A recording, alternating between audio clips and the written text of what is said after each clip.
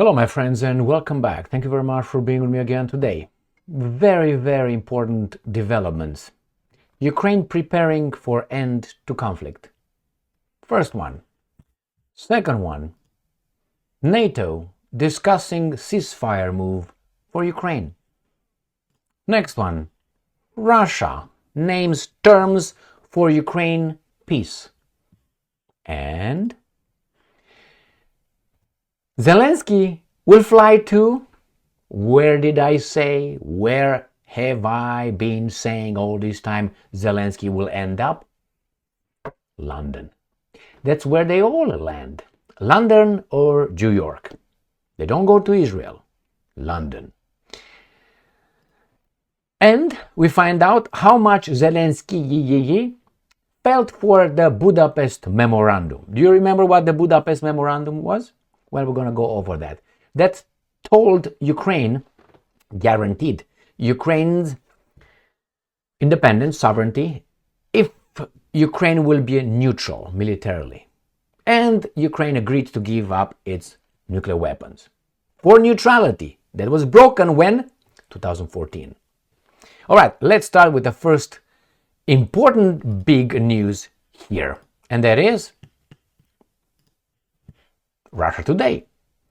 This is from the 5th of December, yesterday, 2024. Ukraine preparing for end to conflict. Media. Resistance to increased mobilization calls is part of a political ploy, the outlet Strana has said. Kiev's public opposition to Western calls that it draft 18-year-olds for military service is part of a strategy for winning an election if the conflict with Moscow ends next spring, the Ukrainian outlet Strana has claimed. Washington and its allies have publicly demanded the conscription of 18 to 25-year-olds. What do you mean? I thought Ukraine is independent and sovereign. Most recently on Wednesday, when U.S. Secretary of State Antony Blinken made the argument in Brussels, according to sources in the Ukrainian presidency. However, Kiev has opposed this as part of, and I'm quoting, a strategy to prepare for a scenario of a quick end to the war and the election afterward. Strana reported on Thursday.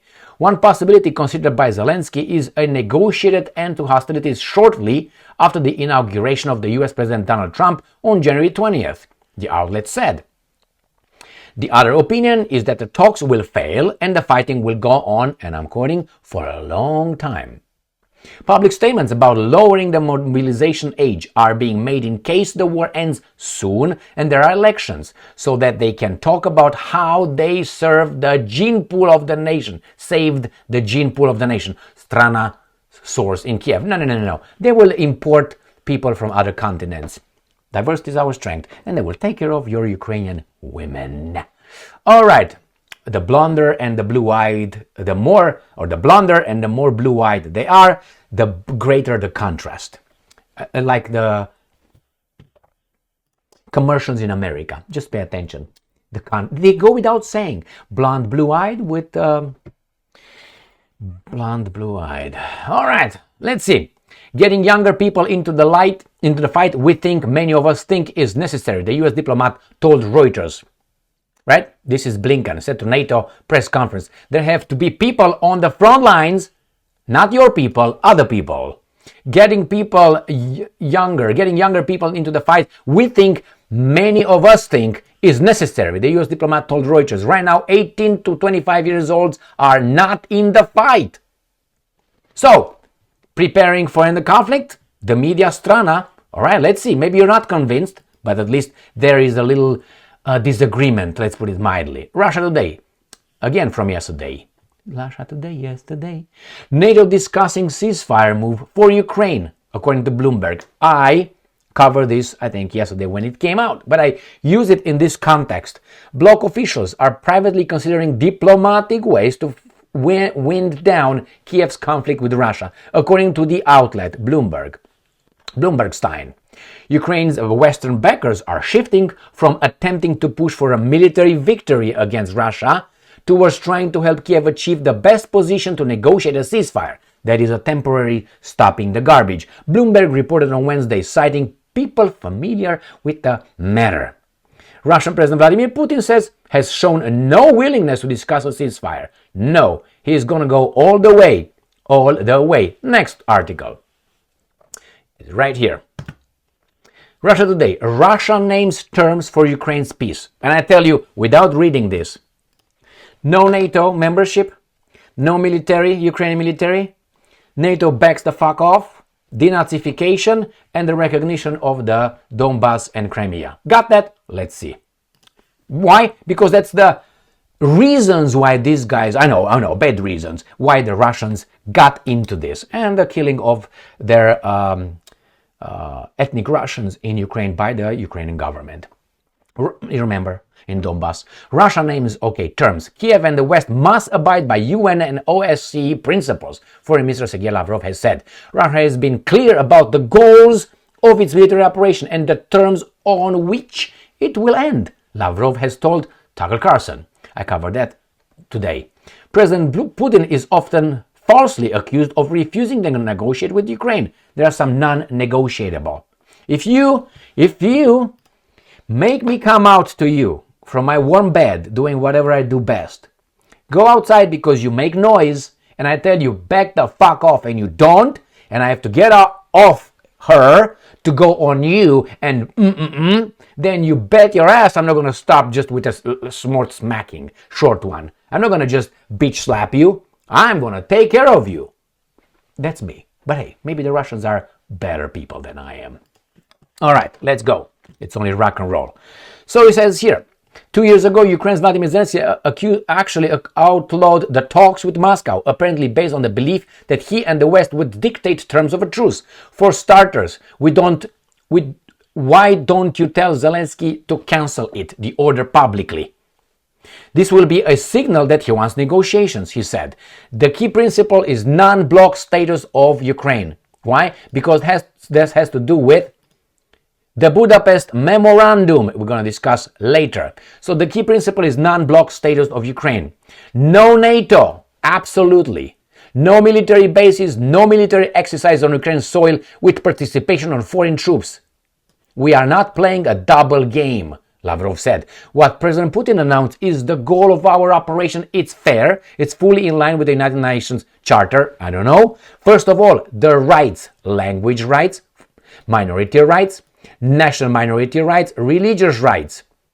Remember, in February 2022, when the conflict escalated, Moscow pointed to Kiev's violation of the Minsk agreements, repression of the Russian-speaking residents of Ukraine, and attacks on Donetsk and Lugansk People's Republic. Since then, Ukraine has also outlawed the canonical Orthodox Church and sought to replace it with a cutout created by the government. Russia's objectives are also fully in line, according to Lavrov, with the principles of the Organization for Security and Cooperation in Europe, OSCE, which the US is also a member of. Lavrov said the OSCE has repeatedly declared that no one should expand their security at the expense of others, and that no organization in its sphere can claim dominance. Lavrov reminded Carlson. I totally agree with this one. Remember this one. So that means I can't enhance my security at your expense. That is, I bring in weapons, trainers, advisors, and military bases next to you. Therefore, you have no right to feel threatened. If I do, it's your problem. Right? Correct. But if the Russians will do the same thing in, let's say, Venezuela or, let's say, Nicaragua or Cuba, guess what will happen? That's exactly what's going to be yelled by these good people. Good people. And I'm quoting. NATO was doing exactly the opposite. So we have legitimacy in our position. And I'm quoting again Lavrov. No NATO on our doorsteps because OSCE agreed that this should not be the case if it hurts us. Russian diplomat also pointed out the West has been saying nothing about Ukraine without Ukraine while breaking the pledge in back-channel communications, but also implicitly trying to craft Russia's fate without Russia. And he said, is something Moscow can't and won't accept. Finally, you got both. Good job. Next one. Where is Zelensky gonna go? West, and I said this many times before. I've been yapping around here. And this is okay. This is from New Voice of Ukraine. This is again from yesterday. West mulling gilded exile for Zelensky is double E-Y during first post-war elections in Ukraine. Report. Here is the guy. These guys always go like Abramovich's and others to London. That tells me they are from there somehow. Or belong to MI6, right? Kiev Western partners are considering a gilded exile to London. Let's not go to London and meet the Londoners, which are foreigners, for President Volodymyr Zelensky, following a potential ceasefire deal between Russia and Ukraine. And I predict that when Zelensky's plane is going to take off from whenever Kiev, the Russian missile is going to strike it. That is my feeling, my gut feeling. Okay, I have that gut feeling. When Zelensky's plane is going to go, a missile is going to hit it. That's my prediction. I hope. Can't say anything. All right. The article citing unmanned Ukrainian diplomatic sources suggests Zelensky may be sent. No, he's going to retreat. He's going to advance to the coast, as Churchill said in Dunkirk. Advance to the coast! The Germans are coming. That means retreat to the coast. But anyway, while Ukraine prepares for its first post-war presidential and parliamentary elections, journalists added that this scenario includes a swift, I don't want you to do anything here, swift entry of Ukraine into the European Union, won't happen, along with economic aid for reconstruction, that is the banks that right now are making a kill, they would make even more, by the destruction committed by the military-industrial complex, which is, so you see this is the way it goes. You want to see who created what? Follow the money. So the banks are going to reconstruct with their money, going to give it to the guys that are making a lot of destruction right now. That means a lot of reconstruction needed. How do you do that? You hit the Russians. The Russians will hit you more. You hit them more, and you hit them more. And then you're going to reconstruct Ukraine with whose money? With the bank's money. And then you got the energy. In order to operate the reconstruction, you need energy. Who's going to take over the Ukrainian energy? The guys that have nothing to do with the war whatsoever. My God. Specifically, military personnel from the Ukrainian kingdom and friends are mentioned. Yeah, right. According to this hypothetical scenario, troops would be stationed along the line of contact with the Russians. And the Russians say, oh yeah, we're going to do this. Established at the time of a potential peace deal is never going to happen. To ensure compliance with the ceasefire regime. No. You didn't comply with the Minsk Agreement 1, 2. Fuck off. You didn't comply with the promise. No inch NATO expansion to the east. No inch. 1990 or 1991. Remember that one? They lied. They're not gentlemen. There was a gentleman agreement. That means they're not gentlemen. Remember? Maybe you don't. It was a Zen Buddhism Kwan, where they teach you something in Kwans. And he says like this. It was a samurai asking his master, how should I fight with a thief, and how should I fight with a samurai? Should I fight like a samurai with honor and straight? With a thief, what should I do, master? And the master said, you fight with a samurai like a samurai, and you fight with a thief like with a thief. So the Russians right now fight with a thief, so they will fight like thieves. No more samurai, no more gentlemen.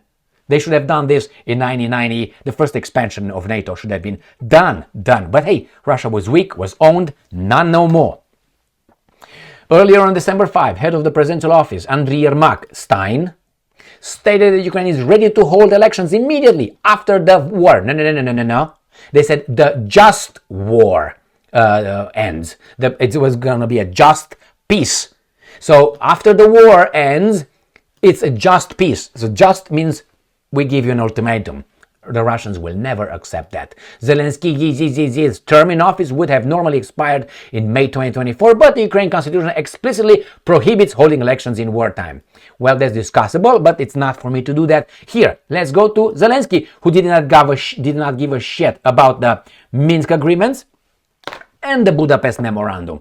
What's the Minsk agreements? They were signed in order to prepare Ukraine for this. Why? They didn't implement shit. According to Poroshenko, then the president of Ukraine, according to Meghan Markle, right? No, Meghan Markle, right? That narcissist. Angela Merkel, the same. And then you got Hollande, the president of France. They were the guarantors, plus the Poles were involved as well as guarantors. Remember that one? They all broke that. They didn't keep their part of the deal or their whatever side of the deal. Nothing. And the Russians waited, and those guys waged war on Donbass. For what, 8 years? 2014, 2015, first 2014, the first Minsk agreements, the 2015, the second Minsk agreement with the guarantors, France and Germany, and then you get to 2021, 2022, when the war unprovoked started. Please, my friends, please. All right, let's go to this one. So Zelensky did not agree. He said, I don't like anything about the Minsk agreements. And he ran on a platform of peace, bringing peace to Russia. But he had this in mind, not the peace that was supposed to. Zelensky on Budapest Memorandum. Not a single day did this document work. It's true. It's true. Since NATO started expanding towards you, not you, you're not Ukrainian, towards Ukraine, then of course it did not work. Let's see what he says. So Zelensky has commented on the 30th anniversary of the signing of the Budapest Memorandum, stressing that Ukraine needs real security guarantees. Who broke them? I tell you who did. In 2008, President George W. Bush, that W. Bush, and the NATO summit in Bucharest, he said, one day, Georgia, the country of Georgia, not the Ray Charles, Georgia's. All right, Georgia and Ukraine will join NATO. And did you hear this? Boom! You know what that was? It was Putin's balls dropping on the ground. He said, what? Yes, because Ukraine was what? Neutral. So, neutral, non-neutral, that's when the Russians would have said no, and that's exactly when they said. Do you remember the 2007 Munich conference when Putin was over there and told the baboons in 2008? 1 year after that, they came and said, no, they're going to be NATO. No 1 inch expansion to the east. Gentlemen, no. If you think that was right, I hope that happens to you too. But you're at the receiving end. So let's go to the Budapest Memorandum. Of course it didn't work, at least since 2008. And then in 2014, someone overthrew a government, legitimate government of Ukraine, to impose what? We're going to be with NATO. And the next day, NATO, CIA, all these guys got to Ukraine. That means that was broken clearly. So say whatever you want, Zelensky, you are a big fucking liar. Let's go. Zelensky, in his evening address on Thursday, as reported by European Pravda, Zelensky emphasized that the Budapest Memorandum was of great significance when it was signed, but today does not even deserve many words. Why? He's going to be selectively picking his subjects and ignoring other events. Today marks 30 years of the Budapest Memorandum, 10 years of war. Not a single day did this document work. He's a liar. He's a liar. The Ukrainian president added that in his view, Ukraine needs effective guarantees. Now they're going to have them, and the guarantees will come only from Russia. You got to this point, you're going to have it. Real alliances and realistic security foundation. You're going to have not an alliance, but you're going to have security foundation, Russia over the Ukrainians. But you will not care because you are going to go to London. All right? To sell them some, I don't know, unity that helps ensure even the most challenging moments. Maybe this guy worked with the Russians, actually, not with the Americans. The Budapest Memorandum, signed on 4 December 1994 by Ukraine, Russia, United States, and United Kingdom, provided security assurances to Ukraine in exchange for its reunification, renunciation of nuclear weapons. That's all? Is that all? No. You see, they don't mention the other one. They don't mention the neutrality. So that means these are liars by omission, Ukrainska Pravda. So they didn't mention actually the neutrality thing. He just mentioned, as I said, pick and choose, selective memory and selective points. And the other one is going to bring one more. How about the neutrality? That was broken by whom? By the United States of America, the good people. Thank you very much for being with me again today. Stay strong, stay smart, look for the truth, and be just.